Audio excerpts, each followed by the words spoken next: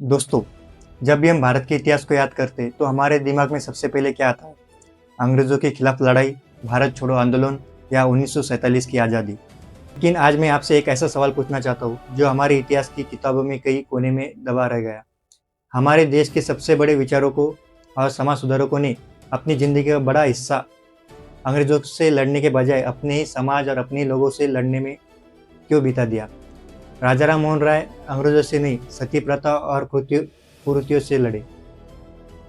ज्योतिबा फुले, सावित्रीबाई फुले विदेशी हुकूमत से पहले भारत के भीतर फैली अशिक्षा और छुआछूत से लड़े। डॉक्टर बाबा साहब अम्बेडकर, भगत सिंह ने बार बार चेतावनी दी थी कि केवल अंग्रेजों को भगा देना असली क्रांति नहीं है। आखिर क्यों इन महान नायकों को लगा कि भारत की असली लड़ाई बाहर नहीं, हमारे घरों के अंदर है? चलिए आज इतिहास के पन्नों को पलटते और उस कड़वे सच को समझते जो आज के दौर में भी उतना सच है।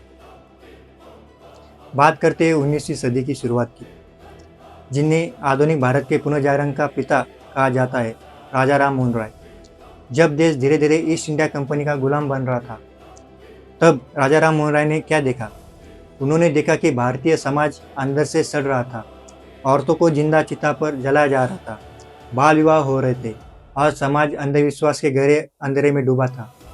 उन्होंने 1828 में ब्राह्मण समाज की स्थापना की।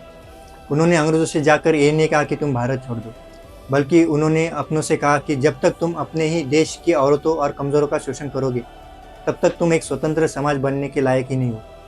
राजा राम मोहन राय का मानना था कि जो समाज अपने अंदर तर्क, विचार और वैज्ञानिक दृष्टिकोण पैदा नहीं कर सकता, उसे कोई भी बाहरी ताकत आकर गुलाम बना सकती है। इसके बाद आते हुए 19वीं सदी के सबसे निर्भीक दंपति महात्मा ज्योतिराव फुले और सावित्रीबाई फुले। 1873 में ज्योतिबा फुले ने सत्यशोधक समाज की स्थापना की। उनका सीधा सवाल था, भारत गुलाम क्यों हुआ? उन्होंने अपनी किताब गुलामगिरी में लिखा कि जब तक समाज के बहुसंख्यक हिस्से और महिलाओं को शिक्षा से वंचित रखा जाएगा, वे कभी सोच ही नहीं पाएंगे कि उनके साथ क्या गलत हो रहा है। ज्योतिबा फुले ने लिखा था, विद्या बिना मति गई, मति बिना नीति गई, नीति बिना गति गई, गति बिना वित्त गया, वित्त बिना शूद्र गए और इतने अनर्थ एक अविद्या ने किए। सावित्रीबाई फुले जब लड़कियों को पढ़ाने जाती थी तो अंग्रेज उन पर पत्थर नहीं फेंकते थे, हमारे समाज के लोग उन पर गोबर और गंदगी फेंकते थे।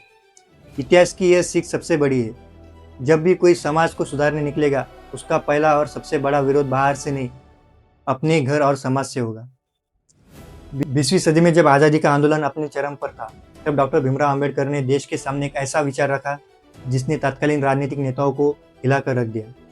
बाबा साहब ने अपनी मशहूर कृति एनिहिलेशन ऑफ कास्ट में एक ऐतिहासिक प्रमाण देकर कहा, इतिहास इस बात का गवाह है कि दुनिया की सभी राजनीतिक क्रांतियों से पहले सामाजिक और धार्मिक क्रांतियाँ हुई है। उन्होंने कहा कि अगर आप ऐसे समाज को राजनीतिक आज़ादी दे भी देंगे जहाँ एक इंसान दूसरे इंसान को छूने से कतराता है, जहाँ जाति के नाम पर इंसानियत को बांटा जाता है, तो वह आज़ादी केवल ताकतवर लोगों का खिलौना बनकर रह जाएगी। 25 नवंबर 1949 को संविधान सौंपते वक्त उन्होंने संसद में चेतावनी दी थी, हम 26 जनवरी 1950 को एक विरोधाभास के जीवन में प्रवेश कर रहे। राजनीति में समानता होगी, लेकिन समाज में असमानता। अगर इस सामाजिक असमानता को जल्द खत्म नहीं किया गया तो पीड़ित लोग इस लोकतंत्र के ढांचे को उखाड़ फेंकेंगे। और अब बात उस वीर की जिसे आज का युवा अपना सबसे बड़ा आदर्श मानता है, शहीद भगत सिंह। हम भगत सिंह को सिर्फ एक बंदूक या बम उठाने वाले क्रांतिकारी रूप में याद रखते हैं, जो कि इतिहास का सबसे बड़ा अधूरा सच है। भगत सिंह एक गहरे अध्येता थे। 8 अप्रैल 1929 को जब उन्होंने असेंबली में पर्चे फेंके थे तो उनमें लिखा था, क्रांति से हमारा मतलब केवल अंग्रेजों को भगाना नहीं है। अगर गोरे अंग्रेजों की जगह काले अंग्रेज सत्ता में बैठ जाए और आम जनता का शोषण जारी रहे तो उस क्रांति का कोई अर्थ नहीं है।